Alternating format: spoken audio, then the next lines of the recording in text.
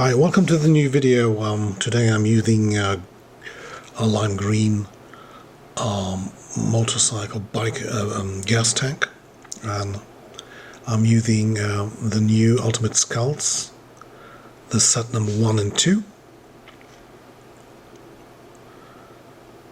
and I'm using just black and white as opaque colors.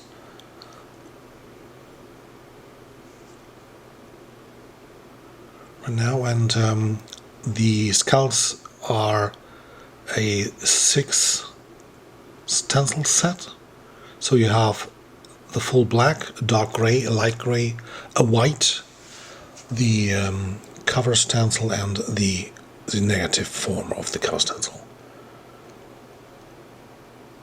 As you can see, you can work really fast. First thing I've done, I've put the cover stencils on the tank to see how I will position this stuff. Then I have piled up all the stencils, and now I'm working the pile from the top to the bottom,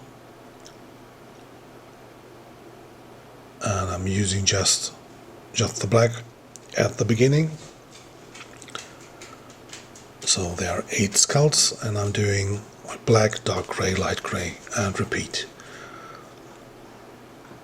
And later I'm using opaque white to do the highlights. The white square that you see there, that I'm using to cover the edges of the stencils, is a magnetic material. It's like, in Germany, this stuff is used with driving schools and stuff to put advertising on cars. So it's this material, but for this motorcycle tanks, which has a metal surface which is magnetic, you can use them real good and nice to have a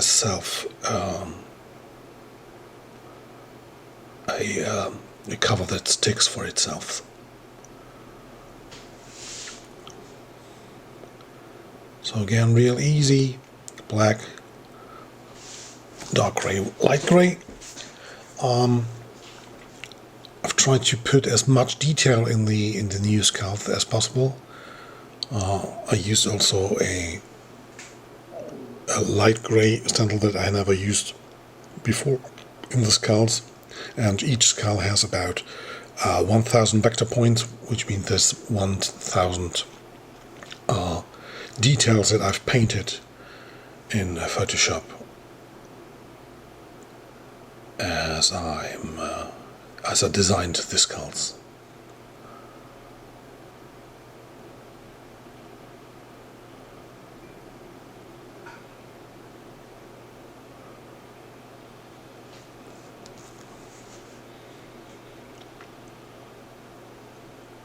So this is the skull set number 1 and 2. Actually, there are 6 with normal skulls right now in the collection, and 3 with which you call battle damaged skulls, which have like holes from bullets or cracks in the skull.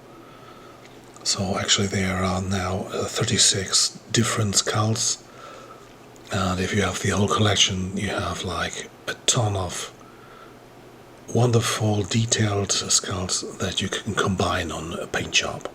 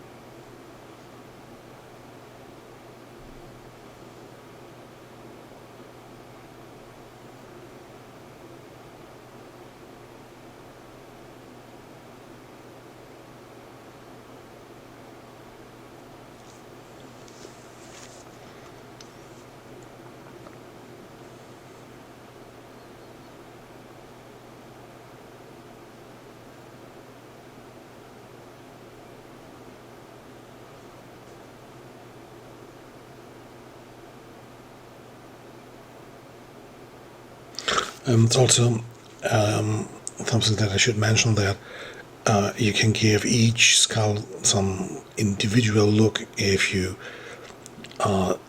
don't paint everything in one color in the stencil.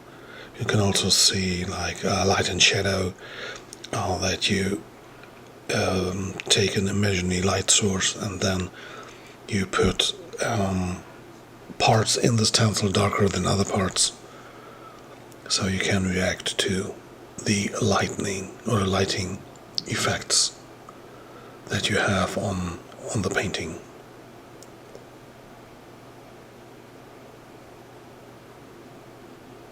So the black mostly stays the same, but with the dark gray and the light gray you can use different intensities.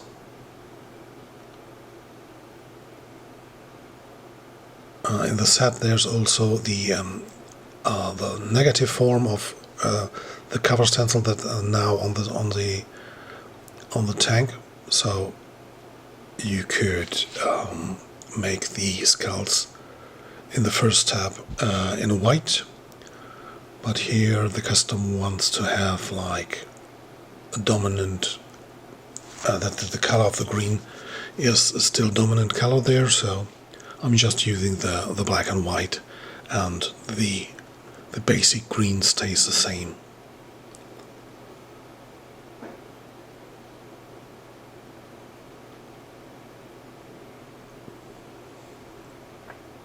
So also if a customer wants like the skulls on the red background or something like this, you can make the whole bicycle tank or the painting surface in the wished color.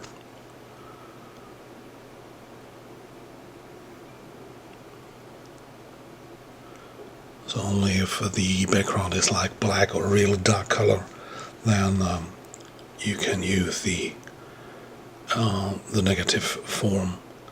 As you can see in the video before this, with the battle damaged skulls, there I've worked on the black tank, and that's the way you should work on a dark surface.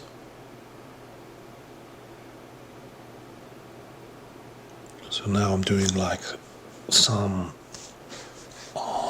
smoke or ghost flames stuff for the background, and now it's the final highlights. This time I'm using the full white.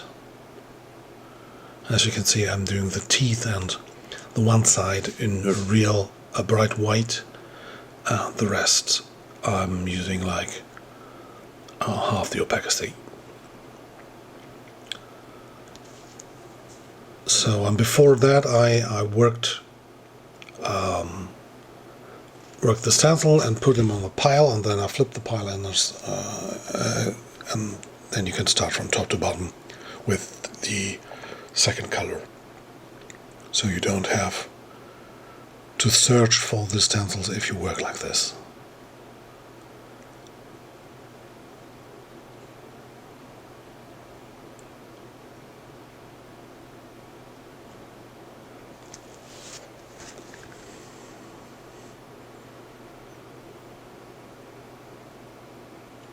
So for positioning of the stencil, I'm mostly on the skulls. I'm using the teeth.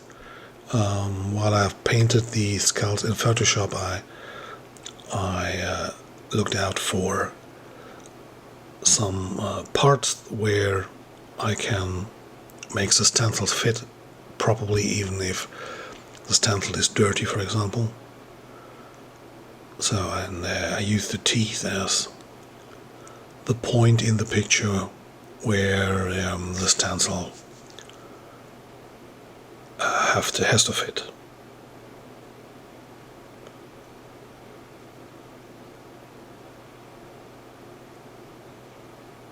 As you can see, with the white you get like a ton of extra details in the picture, and what formerly was like a black and grey skull now really comes to life.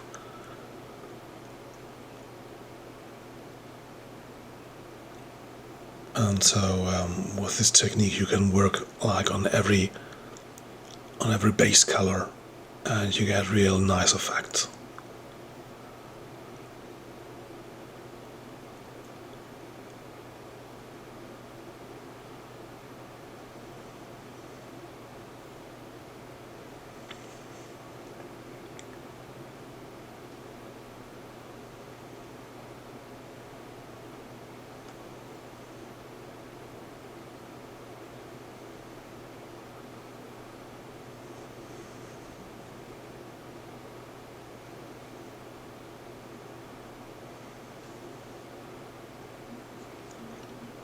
And sometimes people ask me why the stencils are so expensive.